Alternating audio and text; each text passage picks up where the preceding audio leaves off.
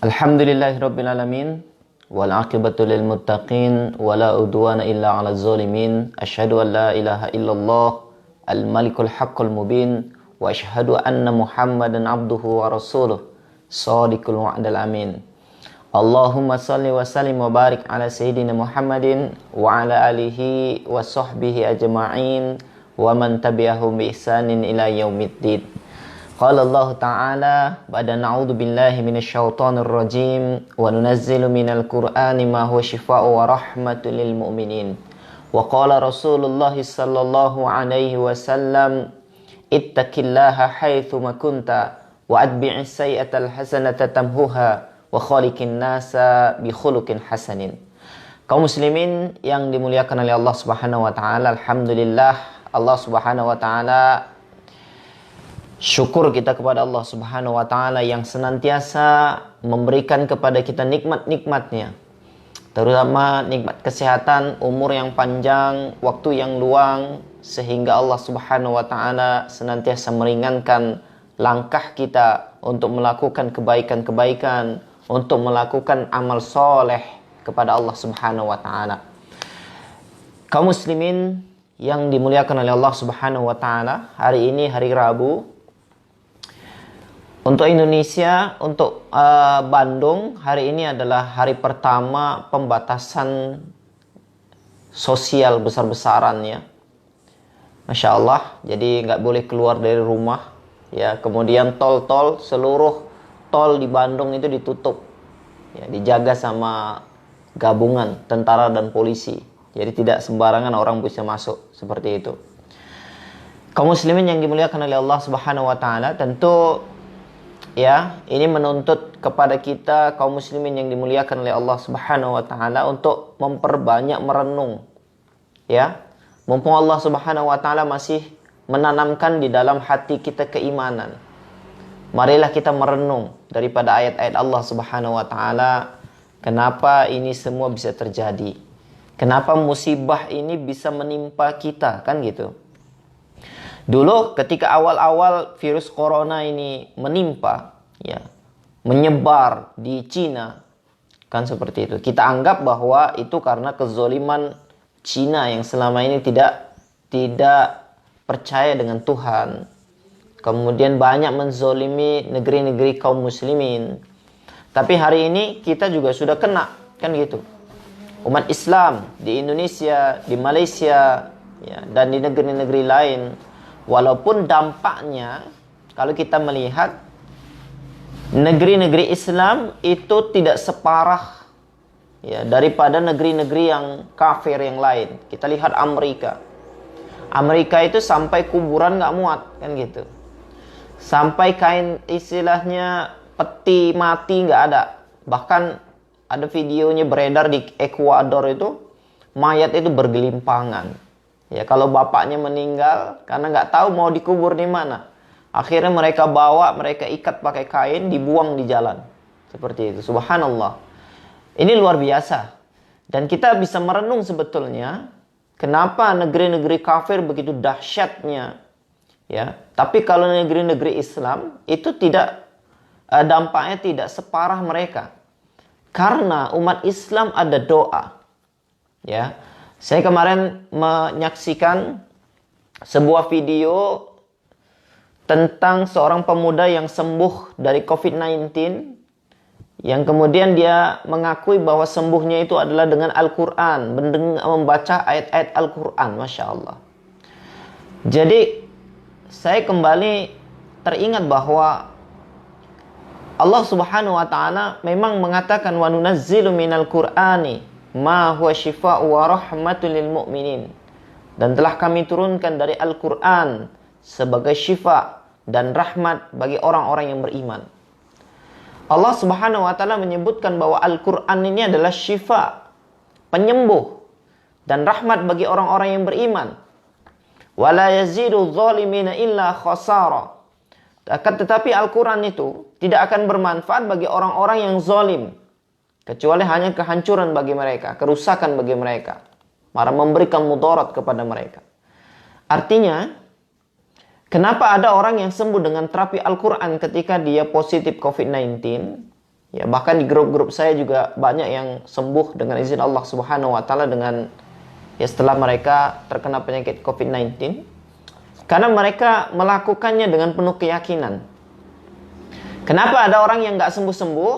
Mungkin dia melakukannya tidak dengan keimanan atau masih ada dosa yang dia lakukan. Makanya kita harus tahu strategi bagaimana agar telapi Al-Quran itu berpengaruh kepada kesembuhan kita. Ya, kadang-kadang kita suka menuduh apa Al-Quran. Al-Quran itu kan obat hati saja. Kalau kita sakit fisik ya minum obat. Kaum muslimin yang dimuliakan oleh Allah Subhanahu wa taala. Padahal para ulama mengatakan bahwa syifa yang dimaksud di sini adalah penyembuh dan juga obat. Jadi kalau obat ya seperti madu, pil, ya seperti obat. Nah, makanya para ulama mengatakan bahwa penyakit itu ada dua. Ya, penyakit itu ada dua. Yang pertama adalah penyakit ruhiyah, penyakit hati, penyakit ruhiyah. Ya, karena tubuh kita ini kan sebetulnya terdiri dari dua komponennya. Yang pertama adalah jasadiyah, yang kedua adalah ruhiyah. Maka ada yang pertama adalah penyakit ruhiyah. Penyakit ruhiyah ini harus disembuhkan dulu kalau mau penyakit yang kedua, penyakit jasadiyah itu sembuh. Ya. Kalau orang jasadnya sembuh, tapi hatinya sakit, maka orang ini justru akan membahayakan. Makanya kedua penyakit ini harus disembuhkan secara berbarengan. Maka obatnya adalah Al-Quran. Penyembuhnya adalah Al-Quran, syifa. Ya ayyuhalladzina wa nunazzilu minal Qur'ani ma huwa syifaa'un wa rahmatul lil mu'minin. Syifa, penyembuh dan rahmat bagi orang-orang yang beriman kepada Allah. Adapun penyakit ruhiyah itu terbagi menjadi 3, kaum muslimin yang dimuliakan oleh Allah. Yang pertama, yang termaksud daripada penyakit ruhiyah adalah syubhat. Syubhat ini adalah masuk kategori penyakit ruhiyah, penyakit hati. Syubhat ini apa? Syubhat ini keraguan-raguan dalam Islam. Keraguan dalam iman. Ada orang yang mentafsirkan Al-Quran berdasarkan akal pikiran mereka sendiri. Mereka ragu dengan tafsir para ulama. Mereka menganggap bahwa mereka juga punya akal, mereka punya kemampuan untuk mentafsirkan ayat sesuai dengan hawa nafsu mereka. Ini orang yang terkena syubhat. Berarti dia terkena penyakit hati.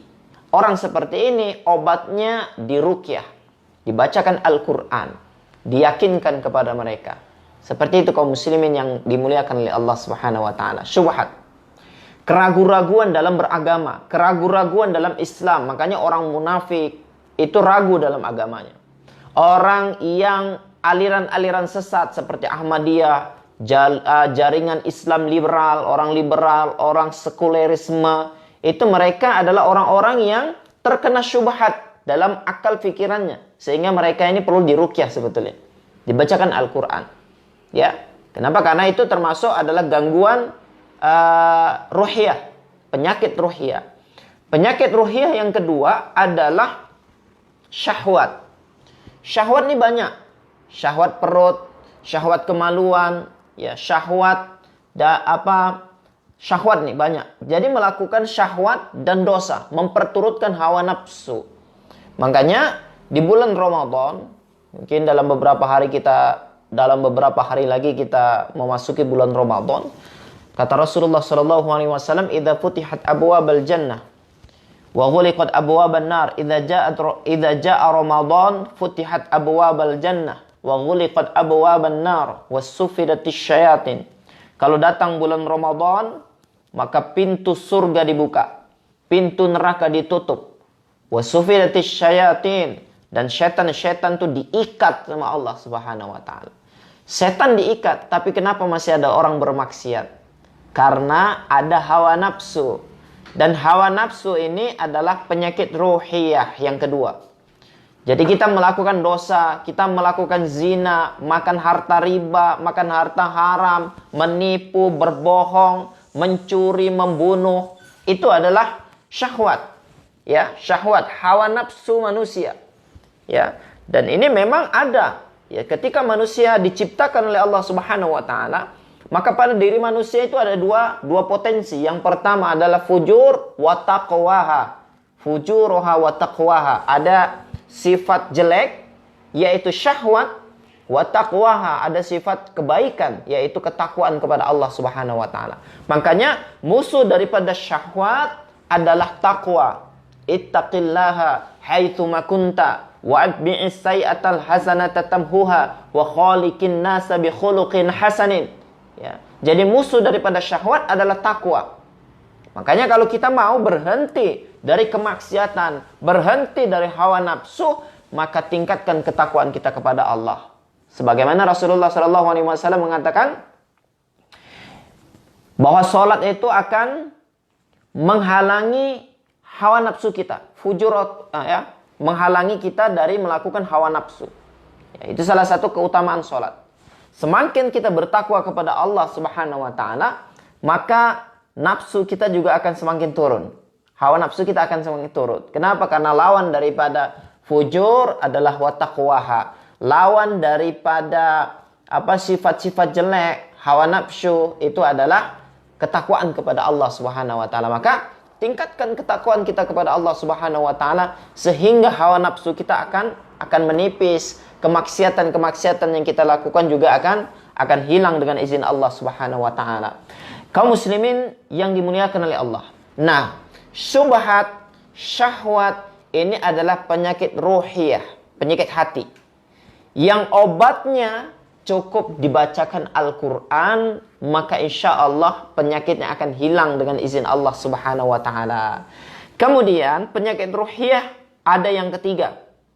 Ya, pertama syubhat, yang kedua syahwat, yang ketiga adalah qalbun marid dan qalbun mayyit. Kapan seseorang disebut qalbun marid? Qalbun marid ini kadang dia melakukan ketaatan kepada Allah, kadang dia bermaksiat kepada Allah. Jadi ada dua kata para ulama, ya, orang yang hatinya sakit ini dia memiliki dua kecenderungan yang dua-dua ini sama kuat. Ya, antara kecenderungan untuk melakukan hawa nafsu dan syubhat, kemudian antara kecenderungan untuk melakukan ketaatan kepada Allah. Jadi kadang-kadang dia taat kepada Allah, ibadahnya bagus, baca Al-Quran bagus, zikirnya kuat. Tapi terkadang dia bermaksiat kepada Allah, dia melakukan dosa. Maka ini adalah orang yang qalbun marid, hatinya sakit. Ya, hatinya sakit ini itu bisa diobati dengan memperkuat hati, dengan ketaatan kepada Allah Subhanahu wa taala. Ya, para ulama mengatakan al-imanu yazidu wa yanqus. Iman itu bertambah dan berkurang. Yazidu bit-ta'ah wa yanqusul bil ma'siyah. Dia akan bertambah dengan ketaatan kepada Allah dan dia akan berkurang dengan kemaksiatan kepada Allah. Orang yang hatinya sakit punya dua kecenderungan antara maksiat dengan ketaatan kepada Allah. Dua-dua ini selalu bertempur antara melakukan kebaikan dengan kejelekan. Ya, maka kalau kita mau menjadikan hati kita ini semakin kuat, kemudian hilang dari penyakit-penyakit hati, maka insya Allah dengan ketaatan obatnya. Perbanyak sholat, perbanyak zikir, perbanyak baca Al-Quran. Maka ini nanti akan meredam daripada hawa nafsu, syubhat, kemudian penyakit-penyakit yang ada di dalam hati. Contoh penyakit hati itu sombong, iri, riya, dendam, pemarah. Jadi orang-orang yang hatinya sakit seperti ini, yang pemarah, kemudian gampang emosional, kemudian kalau ada masalah dia langsung down, tidak punya semangat, tidak punya kepercayaan diri. Nah, orang-orang yang seperti ini maka obatnya adalah terapi Al-Quran, dibacakan Al-Quran. Kenapa? Karena Al-Quran adalah syifa. Ya, paham ya? Ini penyakit yang pertama, yaitu penyakit ruhiyah, terdiri dari 3, syubhat, syahwat, dan qalbun marid. Ada yang berikutnya qalbun mayyit. Qalbun mayyit adalah penyakit hati juga. Bagaimana seseorang itu kemudian ketika dia melakukan kemungkaran, kemudian dosa-dosa itu semakin banyak, akhirnya hatinya menghitam. Sebagaimana Rasulullah SAW mengatakan, orang yang qalbun mayyit ini, ketika kita melakukan satu dosa, maka Allah Subhanahu wa taala akan titikkan satu titik hitam di hati kita. 2 dosa 2 titik hitam, 3 dosa 3 titik hitam, 4 dosa 4 titik hitam, seperti itu.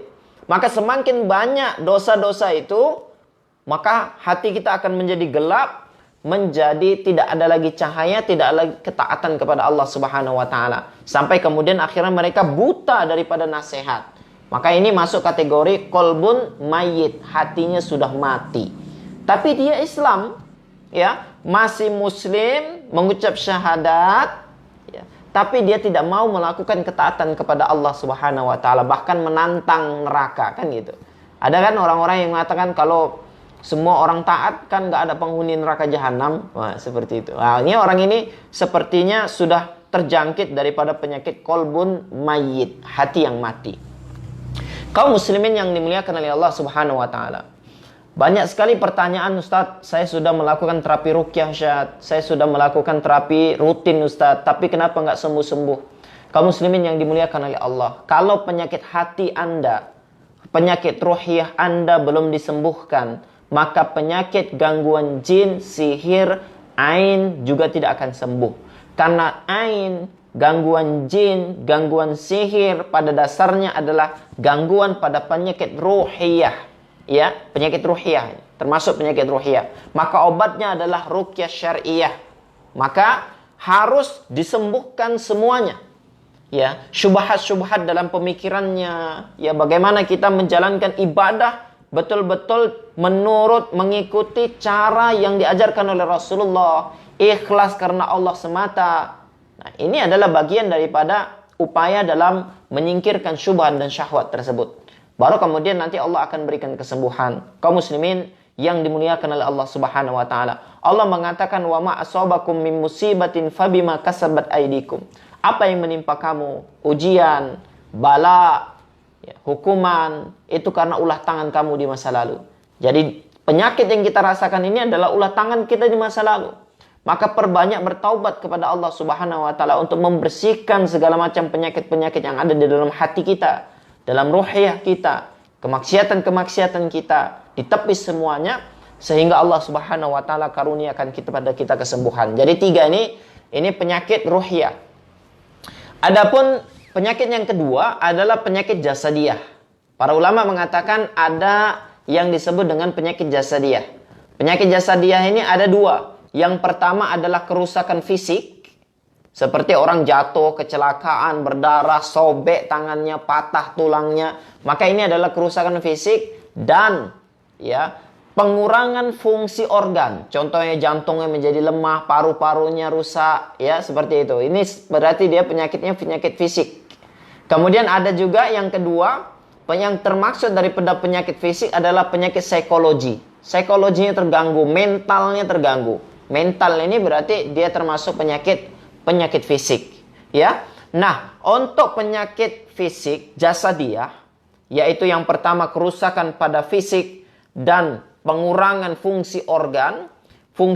Kemudian yang kedua adalah psikologi, ya, mental. Ini obatnya 2. Yang pertama dibacakan Al-Quran, yang kedua adalah herbal atau madu. Makanya Rasulullah mengatakan berobatlah kamu dengan Al-Quran dan madu, ya, madu. Madu ini isyarat daripada herbal. Maka orang yang psikologinya terganggu, perhatikan, ada orang yang terkena gangguan jin, sihir, ain, ini adalah ruhiyah. Seharusnya dibacakan Al-Quran saja sudah cukup untuk menyembuhkan dia, untuk mengobati penyakitnya. Tapi ada orang yang nggak sembuh-sembuh. Kenapa? Karena gangguan jinnya bercampur dengan psikologinya. Ya, maka psikologinya ini juga harus dirawat. Dengan cara apa? Dengan dibacakan Al-Quran juga, dengan meminum herbal. Ya, begitu juga ada orang yang gangguan sihir. Ya, gangguan sihirnya ini adalah penyakit ruhiyah. Seharusnya ketika dibacakan Al-Quran, maka penyakitnya akan hilang. Tapi kenapa penyakitnya tidak hilang juga? Karena mungkin pengaruh gangguan sihir itu sudah terinfek kepada penyakit medis. Ya, makanya kami selalu mengucapkan bahwa orang yang sakit medis berpotensi terkena gangguan jin. Kenapa? Karena bisa jadi awalnya jin yang membuat membuat penyakit dalam bentuk sihir atau ain yang kemudian merusak fisiknya seperti itu. Karena Kalau orang terkena penyakit ruhiyah, ruhiyahnya rusak, hatinya sakit, nafsnya, ya, kolbunnya rusak, maka fisiknya juga akan rusak. Kenapa dia akan merusak fisik?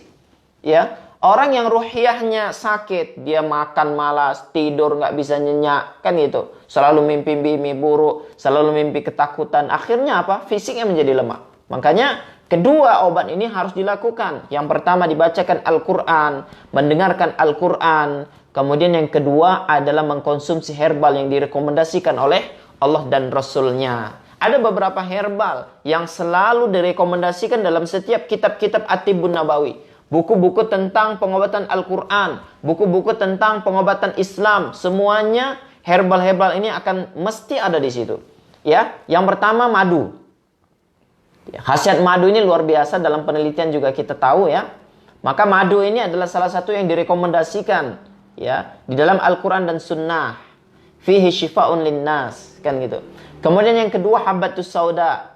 Inna hadhil habbatus sauda dawa'un syifa'un likulli da'in illa sam. Sesungguhnya pada habbatus sauda ini ada obat, ada syifa, ada penyembuh untuk semua penyakit kecuali sam, kematian. Ya, kemudian ada minyak zaitun. Minyak zaitun juga selalu ada dalam kitab-kitab Tibbun Nabawi, kitab-kitab ruqyah syariah atau kitab-kitab yang berbicara tentang pengobatan Islam, selalu ada. Kemudian berikutnya kurma. Ya, terutama kurma azwa. Antum cari kurma azwa.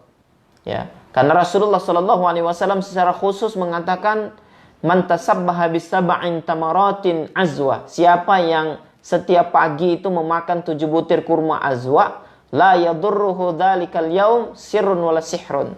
Maka tidak akan membahayakan baginya pada hari itu sihir ataupun racun. Masya Allah. Ya, jadi kurma azwa. Dan kemudian bisa dengan herbal-herbal yang lain seperti air. Air yang sudah diruqyah ini juga merupakan herbal yang direkomendasikan di dalam kitab-kitab para ulama yang berbicara tentang At-Tibbun Nabawi.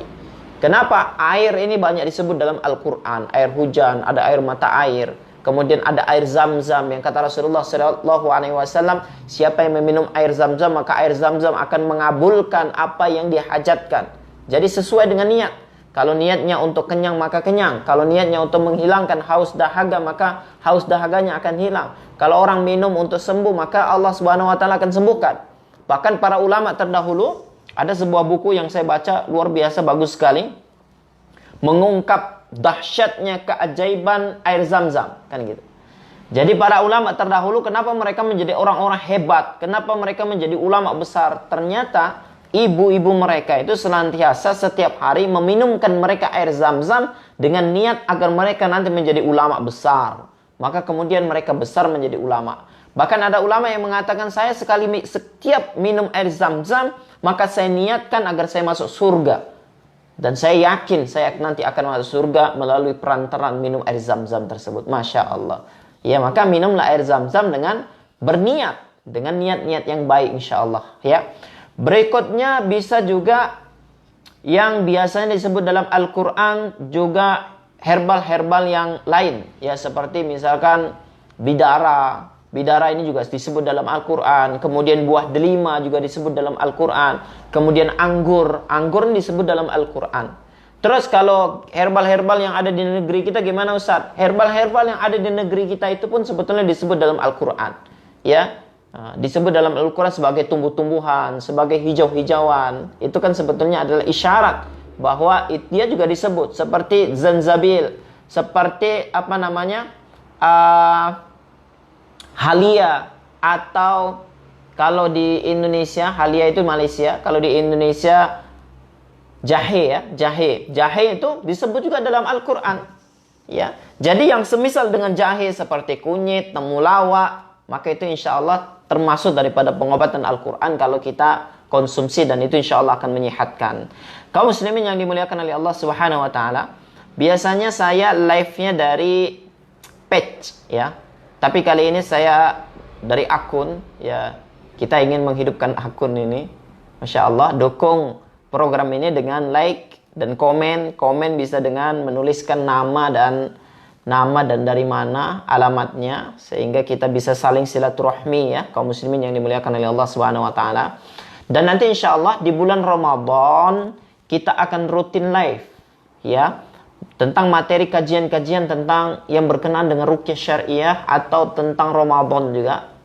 Kemudian antum tunggu materi, nanti akan ada live saya bersama para ulama-ulama lain seperti Ustaz Farid Uqbah ya. Siapa antum yang mengenal Ustaz Farid Ahmad Uqbah? Nanti insya Allah saya akan live bersama beliau di bulan Ramadan itu setiap satu kali dalam seminggu, 1 atau 2 kali dalam seminggu insya Allah. Nanti lihat kondisi waktu yang beliau ada insya Allah ya. Kemudian nanti di bulan Ramadan ini kita punya banyak program, seperti misalkan sedekah bersama untuk bagaimana membantu kaum muslimin yang kesulitan. Kemudian kita juga punya program untuk santunan berbuka dan sahur di bulan Ramadan yang nanti akan kita titipkan di pesantren-pesantren. Nah, jadi kalau antum yang ingin ikut andil dalam meraih pahalanya ini, maka insya Allah boleh silakan ikut. Kemudian kita juga ada program pembangunan pesantren ya. Kita punya pesantren di Medan, di Bandung juga. Ya, kita lagi persiapan untuk pembangunan insya Allah. Kalau yang di Medan itu ada tanah wakaf 2 hektar yang secara kita akan bangun insya Allah itu pada bulan Syawal nanti. Jadi antum yang mau mengikuti gerakan sedekah, silakan bersedekah setiap hari ya, seperti itu. Dan kita akan fokus setiap hari. Jadi nanti kita akan buat program seperti ini.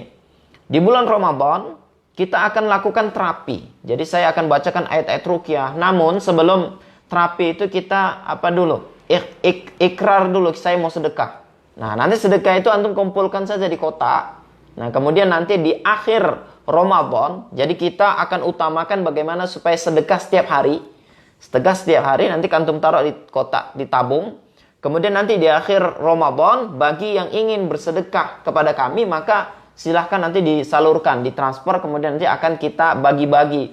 Mana yang ke masjid, kemudian mana yang untuk pembangunan pondok pesantren tahfidz, dan lain sebagainya. Program-program dakwah kita tentunya. Ya seperti itu. Barakallahu fikum. Jadi nanti ini di setiap bulan Ramadan, dan juga nanti kita akan memanggil para ulama-ulama untuk membahas tentang bulan Ramadan, ahli-ahli fikih, dan begitu juga para motivator-motivator yang lain. Seperti itu. Barakallahu fikum.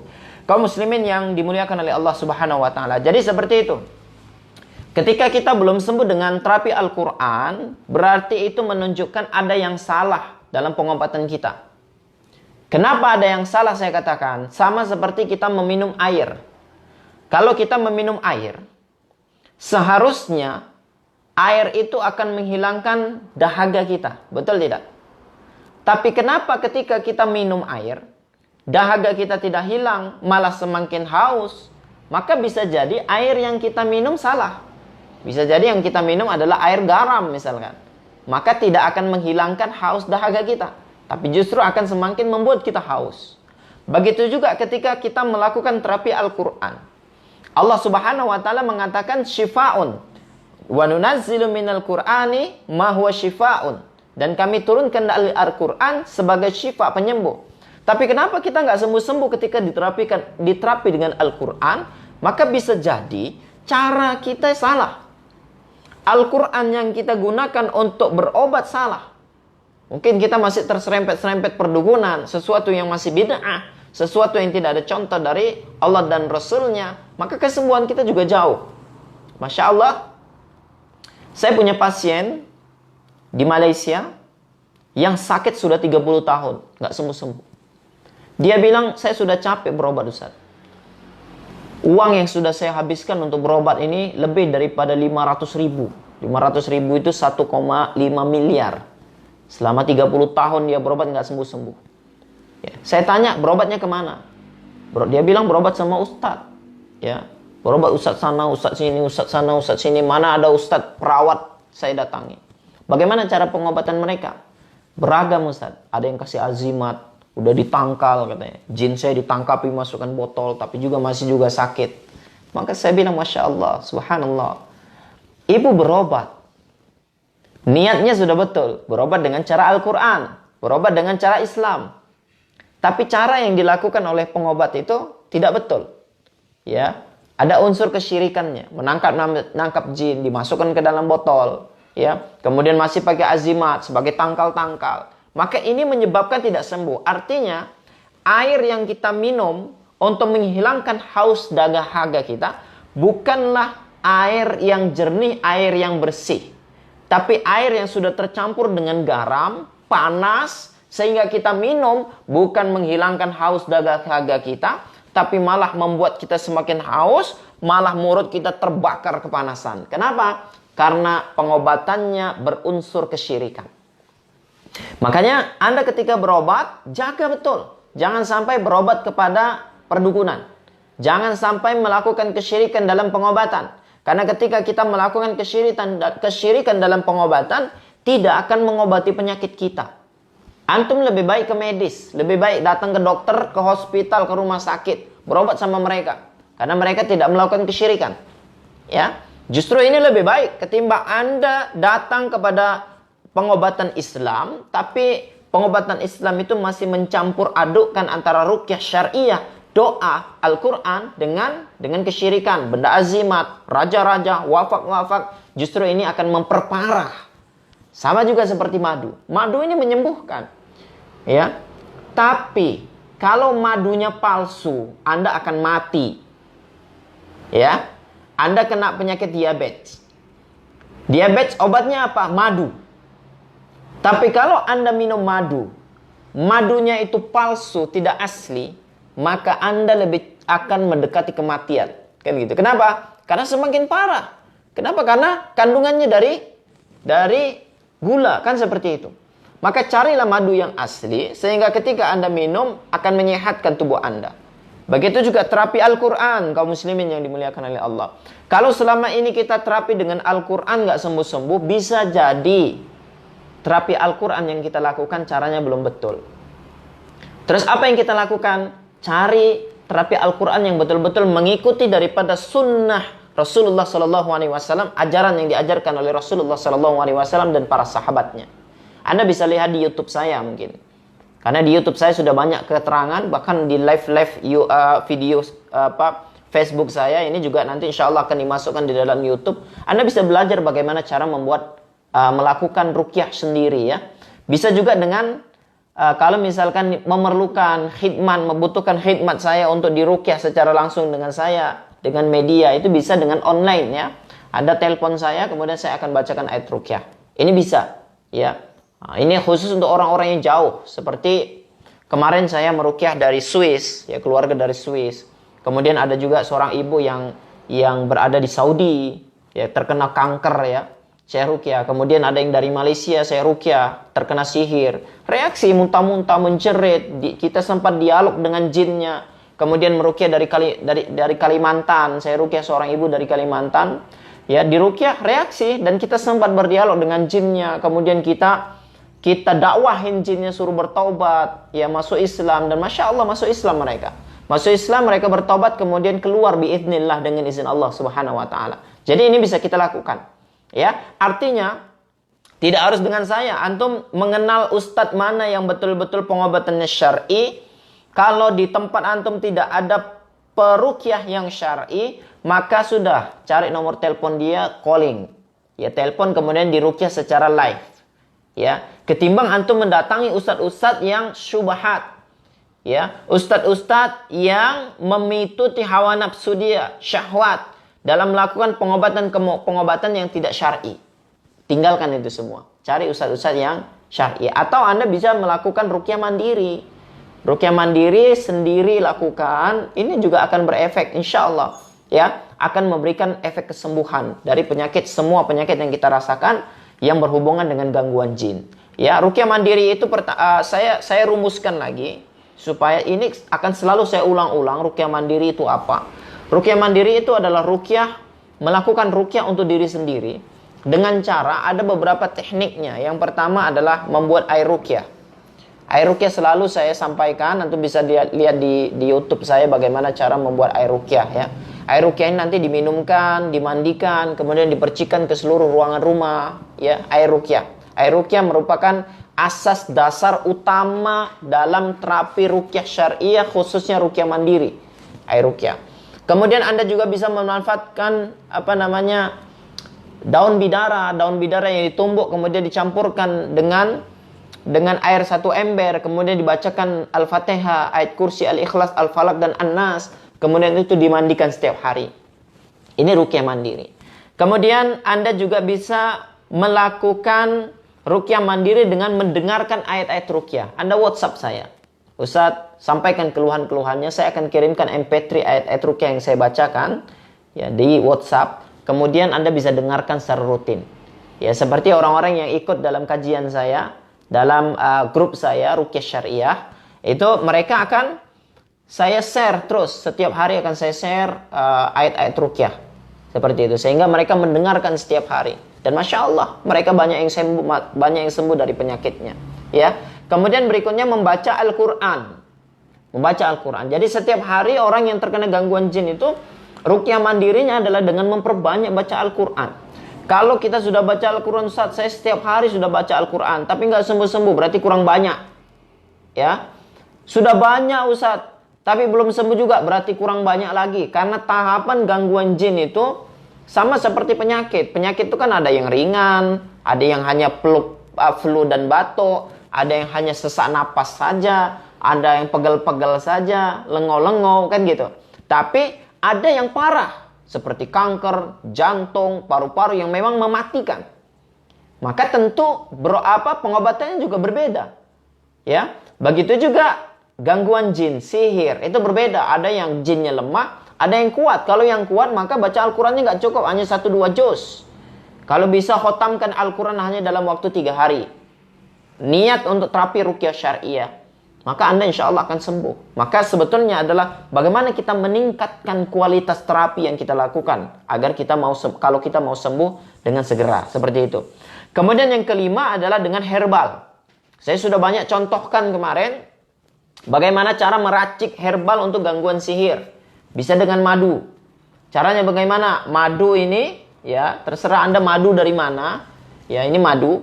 Terserah Anda madu dari mana, yang penting asli. Maka salah satu cara untuk memusnahkan sihir dalam tubuh kita adalah dengan mencampurkan madu dan susu lembu. Susu lembu. Anda cari susu lembu atau susu kambing boleh juga.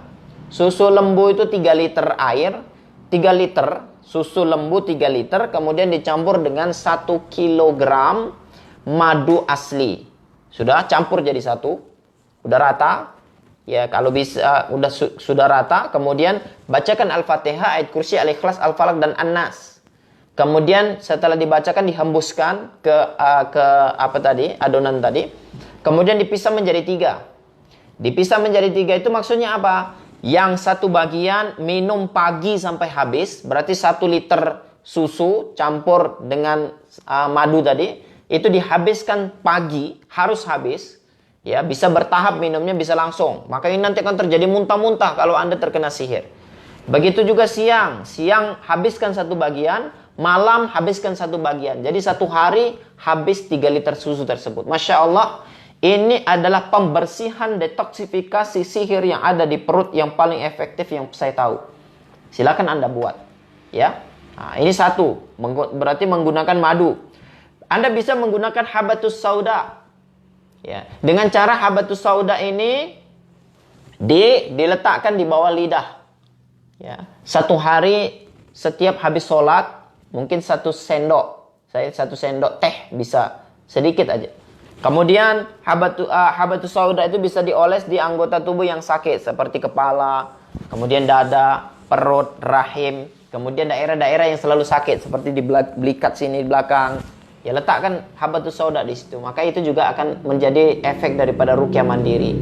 Kemudian Anda bisa menggunakan minyak zaitun. Ya. Bagaimana cara menggunakan minyak zaitun? Dr. Sa'ad Sa'id mengajarkan kepada kita bagaimana cara memanfaatkan minyak zaitun untuk penyakit sihir dan ain.